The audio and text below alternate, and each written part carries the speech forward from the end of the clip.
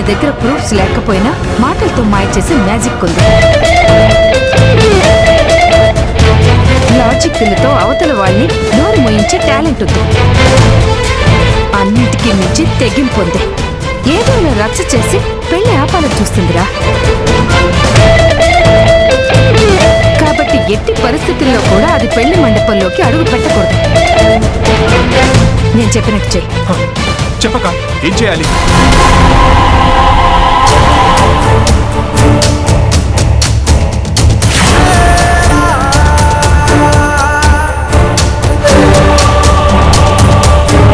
సరే అక్క, అలాగే చేస్తాను.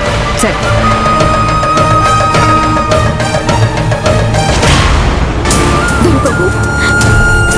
నా గుండెల్లో రగులుతున్న మంటకు కాల్చే శక్తి ఉంటే ఆ నీళ్ళంబరి చేసిన కుట్ర కాలిపోడదయ్యేది. నా కన్నీళ్లు ప్రవాహంలా మారే అవకాశం ఉంటే నీళ్ళంబరి ఎత్తులు కొట్టుకుని పోయేది. కానీ దురదృష్టం సాక్ష్యం నా నుంచి దూరమైంది. అలా అని నేను నిన్ను దూరం చేసుకోలేను. నిన్ను దక్కించుకోవడానికి చివరి నిమిషం వరకు పోరాడతాను. అందుకే పెళ్లి మండపానికి వచ్చాను.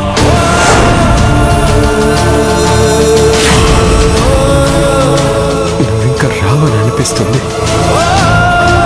నువ్వు లేని నా జీవితం నరకం. శ్రావ్యాన్ని పెళ్లి చేసుకుని తనని భారీగా ఊహించుకోవడం అంతకన్నా నరకం. అందుకే నరకం అనుభవించడం కన్నా ముందే ఈ విషయం తాగి చచ్చిపోతాను.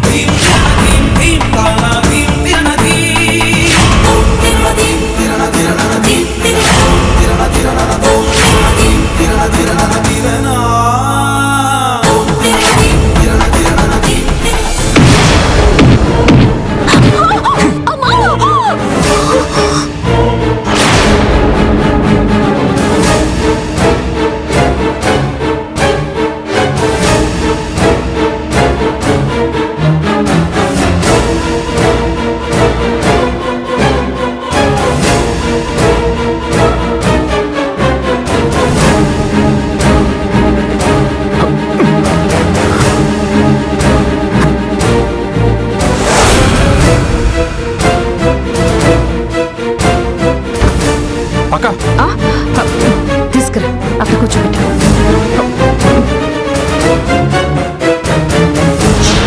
రే రామ్జీ, ఆ తాడిది కాళ్ళు చేతులు కట్టి.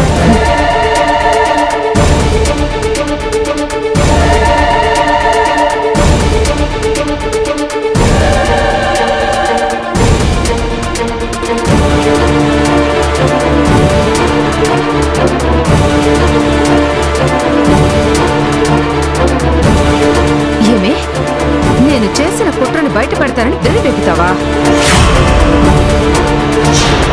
ఆధారాలున్నాయని రెచ్చిపోతావా? ఈ నీలాంబరికి ఎదురు తిరిగి నిలబట్టమంటే బొరవడితో ప్రవహిస్తున్న నదికి ఎదురీత కొట్టడం లాంటిది.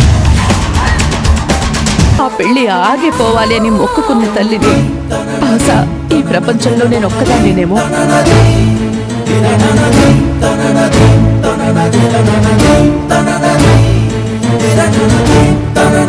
జ్యోతి అయితే ఇక్కడికి వచ్చింది.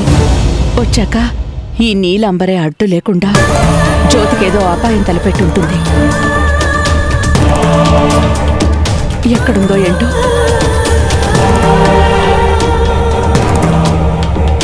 జ్యోతి ఎక్కడుందో వెతికి నిజంగానే తను ప్రమాదంలో ఉంటే తనని కాపాడి ఎలాగైనా ఈ పెళ్లి జరగకుండా ఆపాలి, తన కాపురాన్ని కాపాడాలి.